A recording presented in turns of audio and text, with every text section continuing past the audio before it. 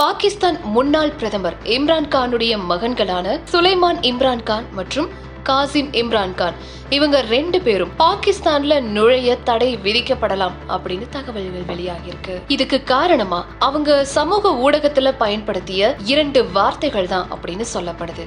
அப்படி என்ன 2 வார்த்தைகள் தெரிஞ்சுக்கலாம்.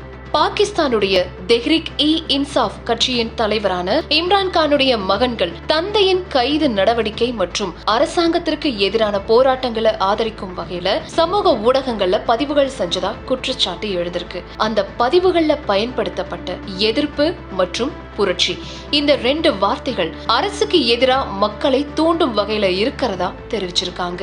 இதை தொடர்ந்து பாகிஸ்தான் உள்துறை அமைச்சகம் இந்த வார்த்தைகள் நாட்டுல குழப்பத்தை ஏற்படுத்தும் நோக்கம் கொண்டது அப்படின்னு சொல்லி சுலைமான் மற்றும் காசிம் இவங்க 2 பேருக்கும் எதிராக சட்ட நடவடிக்கை எடுக்கப்படலாம் அப்படின்னு எச்சரிக்கை விடுத்திருக்காங்க. மேலும் அவங்க பாகிஸ்தானுக்கு வரதுக்கும் தடை விதிக்கப்படலாம் அப்படின்னு அறிவிக்கப்பட்டிருக்கு. இம்ரான் கான் 2022 பிரதமர் பதவியிலிருந்து நீக்கப்பட்டதுக்கு அப்புறமா அவருடைய ஆதரவாளர்கள் பாகிஸ்தான் முழுக்க பல்வேறு போராட்டங்கள்ல நடத்தி வராங்க. இதனால அரசாங்கத்திற்கும் பிடிஐக்கும் இடையே மோதல் தீவிரமாக இருக்கு. இந்த நிலையில தான் இம்ரான் கானுடைய மகன்களின் சமூக ஊடக பதிவுகள் மேலும் பதற்றத்தை கொடுத்திருக்கு. அது மட்டும் இல்லாம இந்த விவகாரம் பாகிஸ்தானின் அரசியல் களத்துல ரொம்ப பெரிய சர்ச்சையை ஏற்படுத்தி இருக்கு. சுலைமான் மற்றும் காசிம் இவங்க 2 பேரும் இப்போ வெளிநாட்டுல இருக்கிறதாவும் தகவல் வெளியாகி இருக்கு.